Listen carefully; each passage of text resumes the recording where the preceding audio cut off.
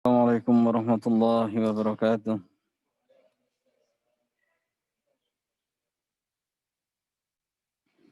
Innal hamdalillah nahmaduhu wa nasta'inuhu wa nastaghfiruh wa na'udzu billahi min shururi anfusina wa min sayyiati a'malina. Man yahdihillahu fala mudilla lahu wa man yudlil fala hadiya lahu. Wa asyhadu an la ilaha illallah wahdahu la syarika lahu wa asyhadu anna Muhammadan abduhu wa rasuluh. يا أيها الذين آمنوا اتقوا الله حق تقاته ولا تموتن إلا وأنتم مسلمون يا أيها الناس اتقوا ربكم الذي خلقكم من نفس واحدة وخلق منها زوجها وبث منهما رجالا كثيرا ونساء واتقوا الله الذي تساءلون به والأرحام إن الله كان عليكم رقيبا يا أيها الذين آمنوا اتقوا الله وقولوا قولا سديدا يصلح لكم أعمالكم ويغفر لكم ذنوبكم ومن يطع الله ورسوله فقد فاز فوزا عظيما أما بعد فإن أصدق الحديث كتاب الله وخير الهدي هدي محمد صلى الله عليه وسلم وشر الأمور محدثاتها وكل محدثة بدعة وكل بدعة ضلالة وكل ضلالة في النار. Ayuhal ikhwah, para penuntut ilmu dan para asatidz yang saya muliakan. Alhamdulillah pada kesempatan malam hari ini kita diberi taufik oleh Allah SWT untuk melanjutkan kajian ilmiah, yaitu membahas kitab Ad-Durarul Bahiyah karya Imam Asy-Syaukani rahimahullahu ta'ala. Pada kesempatan malam hari ini kita akan membahas babu sholatil istisqa. Bab tentang sholat istisqa. Ya, pada kitab baru ini halaman 128.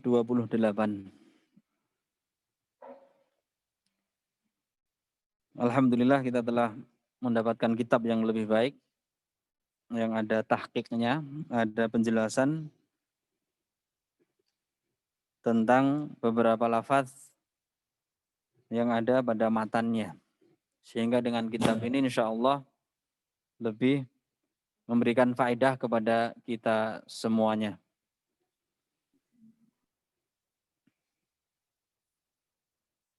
Sholat istisqa adalah sholat yang disyariatkan, disunnahkan tatkala terjadi kemarau panjang, terjadi kekeringan. Istisqa artinya tolabu saqyi. Tolabu saqyi, yaitu meminta hujan. Nah, sehingga ya sholat ini disunnahkan ketika kemarau panjang tidak ada hujan. Sebagaimana hadis-hadis yang datang dalam perkara ini. Di antara hadis yang datang dalam bab ini, saya bacakan dari kitab Bulughul Maram. Wa an Aisyah radhiyallahu anha qalat syakan nasu ila Rasulillah sallallahu alaihi wasallam quhutal matar. Fa amara bi mimbarin fa wudi'a lahu bil musalla wa wa'adan nasa yauman yakhrujuna fihi. Dari sahabat Aisyah, semoga Allah meridhoinya, beliau berkata, ya ini saya bacakan dari kitab Bulughul Maram karena di dalam kitab antum tidak ada, dalam kitab Durarul Bahiyah enggak ada. Ini hadisnya saya bacakan, saya nukilkan dari kitab Bulughul Maram. Aisyah menceritakan bahwasanya manusia di waktu Rasulullah SAW masih hidup, ketika terjadi kemarau panjang, mereka mengeluhkan kepada Rasulullah SAW tentang keringnya hujan, artinya paceklik karena tidak ada hujan. Maka Rasulullah memerintahkan untuk sediakan mimbar. Faudi alahu bil musola. Mimbar itu diperintahkan untuk diletakkan di tanah lapang. Wa wa'adan nasa yauman yakhrujuna fihi. Dan beliau memberi janji kepada manusia agar mereka berkumpul di suatu hari di tempat tanah lapang tersebut. Fakharaja hina bada hajibu syams. Maka Rasulullah keluar ketika matahari itu mulai muncul seperti ya munculnya baru sedikit ya seperti alis yang ada di mata ya hajib ya baru muncul sedikit. Faqa'ada 'alal mimbari fakabbara wa hamidallah. Maka Rasulullah duduk di atas mimbar lalu bertakbir dan memuji Allah.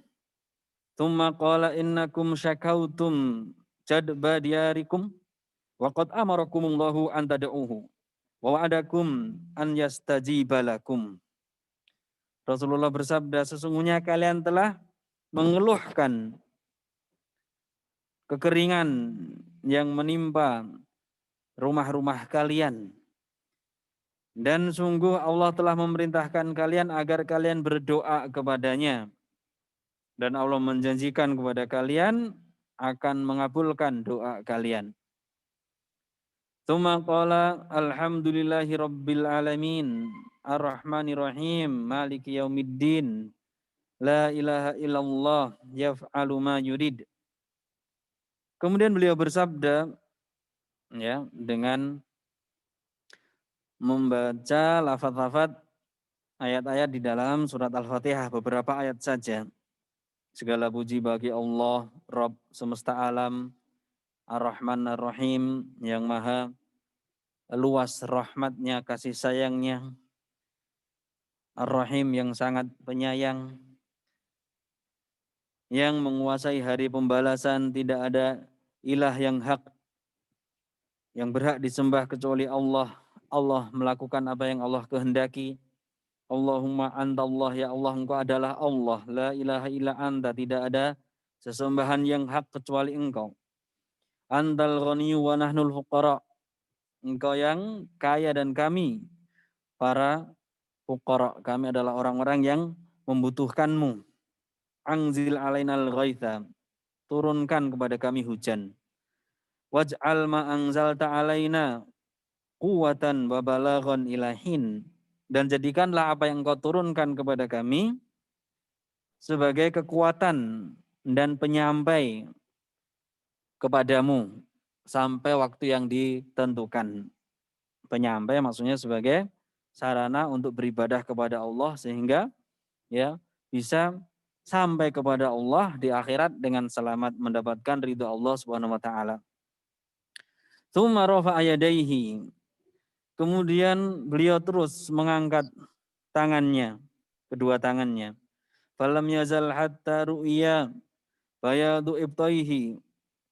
Terus beliau mengangkat tangannya sampai terlihat putihnya ketiak beliau. Tsumma hawwala ilan nasi dhahrahu. Kemudian beliau memutar badannya kepada manusia, ya membelakangi manusia. Wa qala barida'ahu. Kemudian beliau membalik ridaknya, kain yang menutupi badan bagian atas ridak, ya. Beliau berpakaian dengan dua kain, satu menutup badan bagian atas, satu menutup dari pusar ke bawah, ya, seperti kain ihram. Pakaian beliau seperti itu. Maka ketika beliau istisqa, dibalik pakaian bagian atasnya ridak beliau, ya, dibalik dari posisi yang tadinya di luar, ya, dijadikan di dalam. Wa huwa rafi'un yadayhi, dan beliau dalam keadaan tetap mengangkat tangan beliau. Tsumma aqbala 'alan nas, kemudian beliau menghadap kepada manusia kembali. Wa nazala, lalu beliau turun mimbar. Fa shalla rakaatain, kemudian beliau salat 2 rakaat. Jadi tata caranya sholat istisqa di dalam hadis ini yang pertama tadi ya Rasulullah duduk di atas mimbar, kemudian beliau bertakbir dan memuji Allah, ya, lalu memberikan nasihat kepada manusia.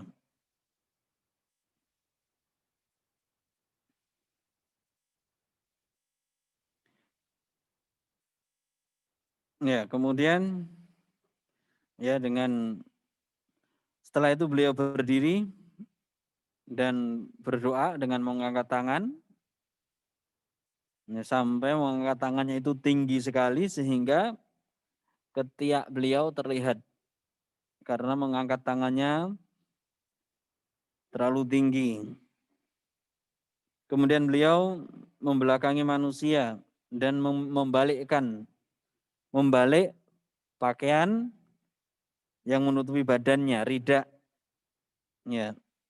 Kemudian beliau menghadap manusia kembali, kemudian baru sholat 2 rakaat. Ya, ini tata cara sholat istisqa yang pertama. Ya, tata cara sholat istisqa yang kedua akan kita sebutkan nanti. Kita lanjutkan. Fa'ansya'allahu ta'ala sahabatan. Kemudian setelah beliau sholat, Allah memunculkan awan. Ya, menciptakan awan. Wara'adat. Kemudian terdengar suara ra'ad. Yaitu suara petir. Wabaraqat. Ya, ada kilat. Tsumma amtarat. Kemudian turun hujan. Hadis ini riwayat Abu Dawud. Ya. Ini salah satu cara sholat istisqa. Kembali kita ke kitab asal, kitab yang kita pelajari. Berkata Imam Syaukani rahimahullah, yusannu indal jadbi rok'atani. Disunahkan ketika terjadi paceklik, jadab, ya, paceklik atau kemarau panjang, dengan sholat 2 rakaat. Ya. Ba'daha khutbatun. Setelah sholat 2 rakaat khutbah. Ya.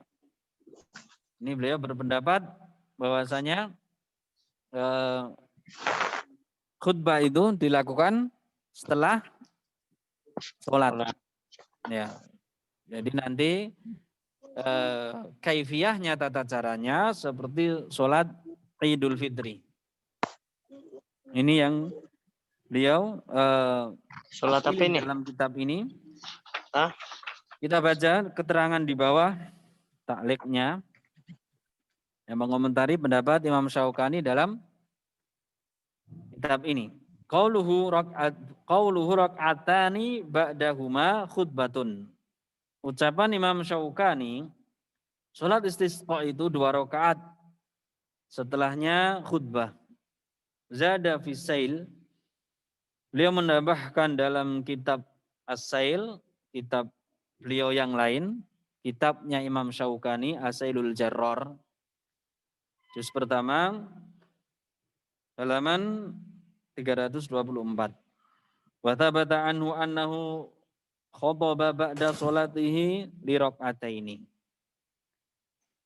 Jadi dan telah sabit, artinya telah sahih datang dari beliau bahwasanya beliau khutbah ya ba'da sholatihi, setelah sholat beliau, yaitu sholat 2 rakaat. Wa thabata annahu khataba qabla sholati rak'atain. Dan juga sahih, telah datang dengan sahih bahwasanya beliau khutbah sebelum sholat 2 rakaat. Ya, jadi beliau memilih ada 2 cara. Ya, yang pertama caranya seperti yang telah saya bacakan di awal, yaitu khutbah dulu kemudian sholat, seperti sholat Jumat. Ya. Cara yang kedua kebalikannya. Sholat dulu baru khutbah. Berarti seperti sholat id. Nah, ini pendapat beliau. Dalam kitab lain menukilkan dua kaifiyah. Wal kullu sunnah, dan semuanya sunnah kata beliau. Ya.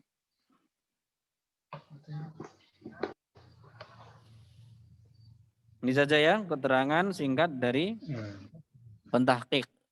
Ya.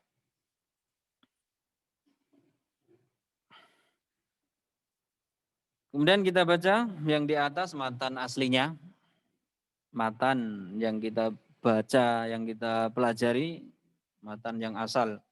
Tatadammanu, khutbah tersebut mengandung at-tazkira, ya, wa targhiba fit ta'ati wa zajra anil ma'siyati. At-tazkir mengingatkan manusia, mengingatkan supaya lebih meningkatkan ketakwaan kepada Allah Subhanahu wa taala. Wa targhib fit ta'ah, memberi motivasi untuk selalu taat kepada Allah. Wa zajra anil maksiyah, mengingatkan manusia dari perbuatan maksiat. Ya, karena apa? Sebab dari musibah itu karena dosa-dosa manusia. Dosa-dosa kita semuanya sebagai ujian supaya kita kembali kepada Allah Subhanahu wa taala. Wa yastakthirul imamu wa man ma'ahu minal istighfari wad du'ai bi raf'il jadbi. Dan imam memperbanyak, dan juga orang yang bersama imam yaitu para makmum memperbanyak beristighfar, meminta ampun kepada Allah dan berdoa kepada Allah agar diangkat musibah paceklik tersebut. Wa yuhawwiluna jami'an ardiyatahum, dan semuanya imam dan makmum itu membalik ya ridak-ridak mereka, membalik pakaiannya. Ini pakaian ridak yang menutup kain yang menutup badan bagian atas. Ya, kalau prakteknya kalau sekarang itu sudah pakai jubah, pakai baju sulit ya. Yang pernah saya lihat di Yaman dulu para masyayikh itu yang dibalik adalah selendang. Jadi mereka udah pakai jubah yang selendangnya dipakai menutupi badan. Ya. Itulah yang dibalik. Ini sebagai apa? Berharap semoga Allah membalik paceklik tersebut menjadi musim penghujan yang barokah. Ya, min babit tafaul, merubah keadaan dari keadaan yang sulit menjadi mudah. Ya. Jadi kesimpulannya yang bisa kita ambil dari kitab ini dan juga kitab beliau Imam Syaukani ya, yang lainnya kitab Sailul Jarror, bahwasanya dua kaifiyah tata cara sholat istisqa. Ya. Bisa juga istisqa itu dilakukan ketika sholat Jumat cukup dengan apa? Membaca doa. Jadi ketika imam khutbah Jumat, di akhir-akhir khutbah doa meminta hujan. Kemudian setelah itu sholat 2 rakaat. Jadi istisqa dimasukkan ke dalam apa? Sholat Jumat. Ya, ini juga ada dalilnya dalam Sahih Bukhari. Yang artinya ya, suatu saat ketika Rasulullah khutbah Jumat datang salah seorang sahabat ya, tidak disebutkan namanya, mengeluhkan tentang paceklik ya, bahwasanya halakatil mawashi wa qata'atil subul, qata'atil subul artinya jalan-jalan menjadi terputus karena paceklik itu menyebabkan jalan-jalan terbelah. Halakatil mawasyi artinya hewan-hewan pada meninggal. Kemudian orang ini mengatakan, berdoalah kepada Allah agar Allah menurunkan hujan. Ya, ketika khutbah Jumat, kemudian Rasulullah meminta berdoa agar diturunkan hujan, dan seketika itu pula hujan. Setelah Rasulullah berdoa, hujan itu sampai Jumat yang berikutnya. Jumat yang berikutnya orang ini tadi datang mengeluhkan lagi terlalu banyak hujan sehingga apa? Menyebabkan hewan-hewan juga mati, menyebabkan jalan-jalan terputus karena kebanjiran. Nah, maka orang ini mengatakan, berdoalah kepada Allah agar Allah mengangkat hujan ini. Maka Rasulullah berdoa, Allahumma hawalaina la alaina. Ya Allah, hujan itu turunkanlah di sekitar kami, bukan menimpa kami secara langsung. Lalu hujan itu kemudian ya mengarah di sekitar Madinah. Ya. Ini beberapa tata cara sholat istisqa. Mungkin untuk rujukan bisa dilihat dalam kitab Subulus Salam. Karena Imam Syaukani beliau membawakan beberapa kaifiyah yang lainnya. Namun di beberapa kaifiyah ini ada perdebatan di antara para ulama. Ya. Saya bawakan 3 saja, yang ini mungkin yang paling kuat. Barakallahu fikum. Kemudian kita masuk bab berikutnya. Kitabul Janaiz. Kitab yang menjelaskan tentang jenazah. Kata beliau, minas sunnati i'adatul marid. Dari perkara sunnah adalah menjenguk orang yang sakit. Wa talqinul muhtadari syahadataini, dan mentalkin orang yang dalam keadaan sakaratul maut dengan mengucapkan 2 kalimat syahadat. Ya, ditalkin. Ini semuanya ada dalilnya, i'adatul marid, ya. Dalam hadis yang Rasulullah bersabda, hakul muslim alal muslim situn. Ya, disebutkan yaitu diantaranya i'adatul marid. Dalam keterangan di situ, dalam kitab, ya, catatan kaki nomor 1, bayanal musannifu fisail. Musannif, yaitu penulis kitab ini sendiri, menjelaskan dalam kitab Sailul Jarrar. Kalau ada kata as-sail, maksudnya kitab beliau yang berjudul As-Sailul Jarrar. Juz 1 halaman 334. Annal haqqa wujubu talqinil muhtadari asyhadatain. Bahwasanya yang benar adalah wajib untuk mentalqin orang yang sedang sakaratul maut. Ditalqin, mengucapkan 2 kalimat syahadat. Asyhadu an la ilaha illallah wa asyhadu anna Muhammadar Rasulullah. Ini ditalqin supaya dia ingat, supaya dia matinya dalam keadaan mengucapkan 2 kalimat syahadat ini.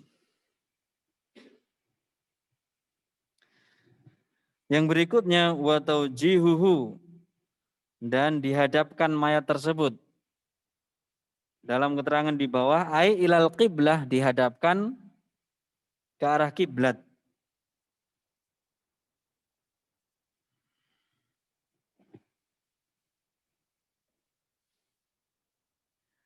Ya, tetapi di situ ada keterangan ya, bahwasanya allaqa masyru'iyatahu ala sihatil hadits fihi. Diberi taklik bahwasanya disyariatkan hal tersebut ya jika hadisnya itu sahih.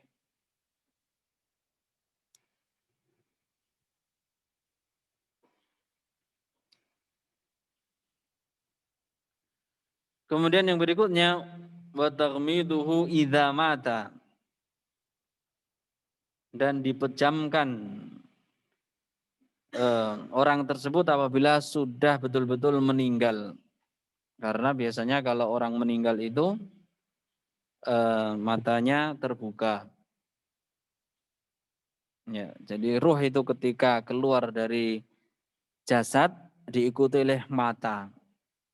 Ya, diikuti oleh mata sehingga orang yang meninggal dunia matanya terbuka. Nah, ketika sudah betul-betul meninggal maka dipejamkan matanya. Wa qiraatu Yasin alaihi, membacakan surat Yasin kepadanya. Ya, ini saya bacakan hadis tentang hal ini, penjelasan. Nah, ini berdasarkan hadis, tapi kita lihat hadisnya dijelaskan oleh para ulama, hadis tersebut dhaif. Jadi Imam Syaukani berpendapat untuk membacakan surat Yasin. Ya, berdasarkan sebuah hadis, tetapi hadisnya dhaif, sehingga tidak disunnahkan atau tidak disyariatkan untuk membacakan Yasin. Dalam hal ini ada hadis yang diriwayatkan oleh Maqil bin Yasar bahwasanya Nabi SAW bersabda, Iqra'u ala mautakum Yasin, rawahu Abu Dawud wan Nasa'i wa sahhahahu Ibnu Hibban. Ya. Hadisnya berbunyi, bacakan kepada mautakum. Mautakum ini pun maksudnya bukan orang yang sudah mati, orang yang ingin menjelang kematian. Ya, orang yang sedang menghadapi kematian, akan meninggal dunia. Bacakan kepada orang yang akan meninggal dunia di antara kalian surat Yasin. Bukan setelah mati. Riwayat Abu Dawud, Nasa'i, dan disahihkan oleh Ibnu Hibban. Ya. Para ulama mengomentari hadis ini dengan mengatakan bahwasanya hadis ini muttarib. Ya.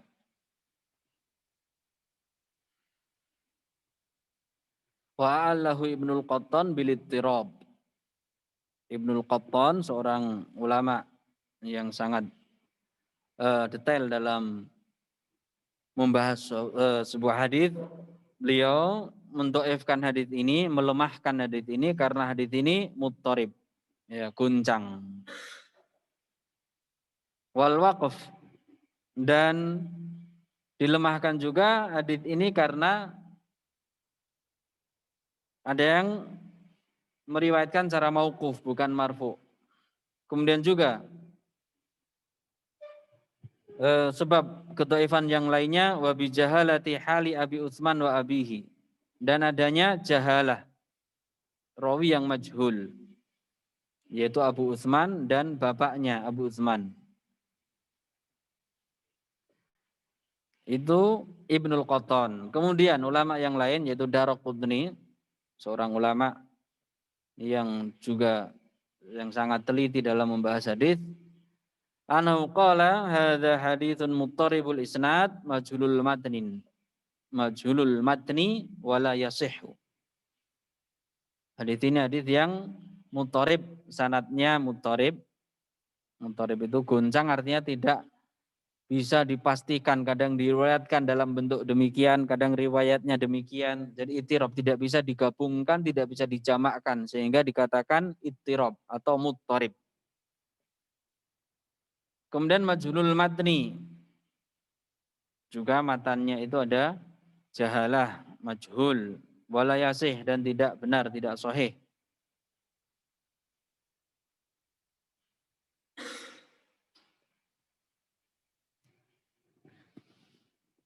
Kemudian yang berikutnya, jadi mungkin untuk qiraah Yasin ini tidak disyariatkan karena dasarnya sebuah hadis yang lemah. Wal mubadaratu bitajhizihi illa li tajwizi hayatihi. dan disegerakan untuk diurus jenazahnya, ya, kecuali boleh diakhirkan kalau ada kemungkinan masih ada kehidupan pada orang tersebut. Kalau sudah betul-betul mati harus disegerakan. Tetapi untuk meyakinkan boleh diakhirkan. Dipahami ya? Misalnya ditunggu dulu di rumah sakit, diteliti betul-betul sudah mati atau belum. Boleh diakhirkan untuk memastikan kematian ya orang tersebut. Kalau dalam hal ini boleh diakhirkan. Karena mungkin ada beberapa kasus yang dianggap telah mati, kemudian setelah beberapa saat ternyata masih hidup. Maka di sini disebutkan wal mubadarah, itu disegerakan untuk diurus jenazahnya illa litajwizi hayatihi, kecuali untuk memastikan kemungkinan hidupnya orang tersebut. Ya, dipastikan dengan alat-alat ya yang modern, alat-alat medis ya. Kemudian wal qada'u lidainihi, wa tasjiyatuhu, kemudian lunasi hutang dia, kemudian ditutup mayat tersebut. Tasjiyah artinya ditutup. Suciyatil mayyitu idza ghataitahu bi thawbin wa nahwihi. Suciyatil mayyit, di tasjiyah mayit apabila kamu menutup dia dengan kain dan yang semisalnya. Dilihat catatan kaki nomor 3.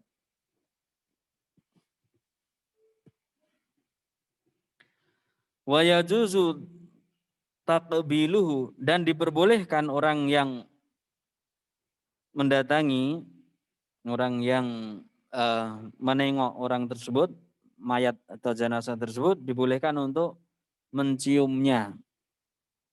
Ya, ini berdasarkan perbuatan Abu Bakar As-Siddiq ketika Rasulullah SAW wafat, maka beliau datang, kemudian beliau membuka kain yang ditutupkan kepada Rasulullah, lalu Abu Bakar mencium jidat Rasulullah Shallallahu Alaihi Wasallam.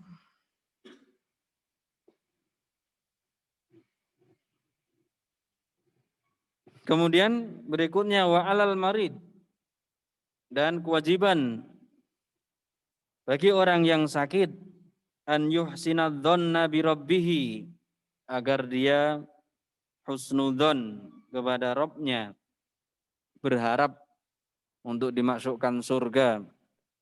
Husnudzon, berharap kebaikan, dia akan meninggal dalam keadaan istiqomah, berharap mendapatkan rahmat Allah SWT, berprasangka baik bahwasanya Allah akan memudahkan urusannya. Jadi bagi orang yang sakit, hendaklah seperti ini, prasangka yang baik kepada Allah SWT. Wa yatuba ilaihi, dan hendaklah dia bertobat kepada Allah. Wa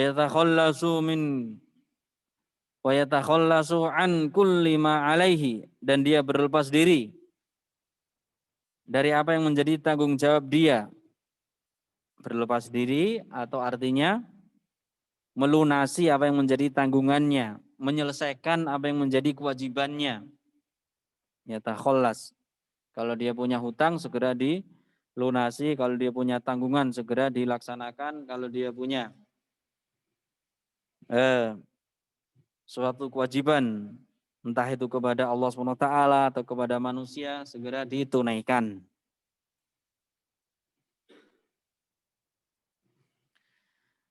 Pasal berikutnya, faslun fi ghuslil mayyit, pasal dalam memandikan mayit. Wa yajibu ghuslul mayyitil muslimi alal ahya, wajib memandikan mayit yang muslim. Jenazah yang muslim itu yang wajib untuk dimandikan. Berarti kalau kafir tidak perlu, ya. Alal ahya, kewajiban ini ya bagi orang-orang yang hidup. Jadi bagi orang yang di sekitarnya untuk memandikannya. Hukumnya fardu kifayah, wajib kifai. Wal qaribu aula bil qarib idza kana min jinsihi. Kerabat yang dekat itu lebih pantas untuk memandikan saudaranya apabila dia itu sejenis, maksudnya satu kelamin. Jadi saudara dekat laki-laki memandikan ya saudaranya. Rasulullah SAW dimandikan oleh keluarga beliau yang laki-laki, Ali bin Abi Thalib dan Abbas, ya, dari kerabat beliau yang laki-laki.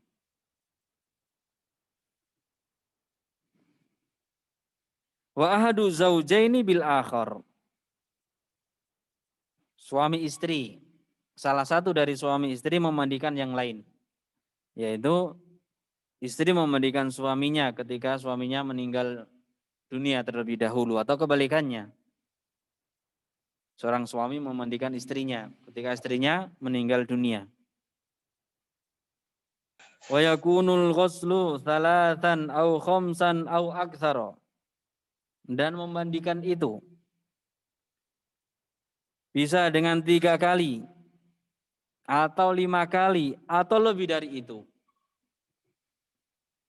Ya, dimandikan sebanyak 3 kali, kalau belum bersih ditambah tapi diganjilkan bilangannya, diwitirkan 5 kali atau lebih, ya 7 kali. Bima'in wasidrin, dengan air dan daun bidara. Wafil akhirati kafur, dan di pemandian yang terakhir diberi kafur barus.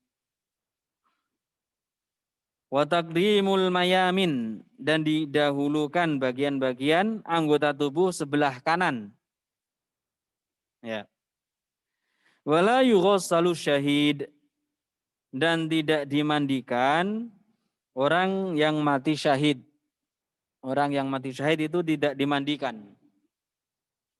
Beliau dikafani dengan pakaian yang dipakai ketika dia berjihad lalu meninggal dunia. Ya, dikafani dengan kain yang dia pakai untuk berjihad. Dan tidak dimandikan karena alasannya nanti di hari kiamat akan dibangkitkan orang yang mati syahid tadi dalam keadaan seperti itu sebagai pemuliaan.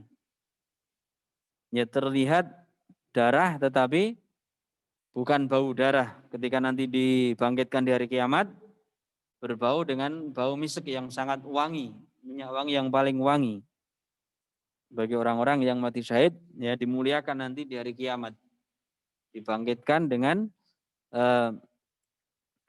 pakaian yang dia gunakan untuk berjihad, dengan luka-luka yang dia terluka ketika jihad, ya warnanya warna darah tetapi baunya bukan bau darah.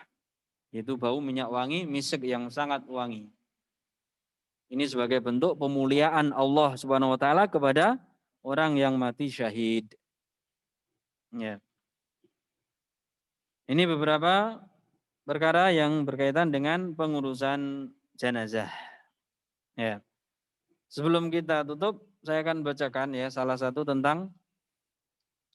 hadis yang menjelaskan tentang memandikan jenazah. Hadis yang paling kuat dalam hal ini adalah hadis Ummu Atiyah. Hadis yang paling inti dalam memandikan jenazah. Ummu Atiyah, dia berkata, dakhala alaina an-nabiyyu sallallahu alaihi wasallam wa nahnu nughassilu ibnatahu. Rasulullah SAW masuk kepada kami dan kami sedang memandikan putri beliau.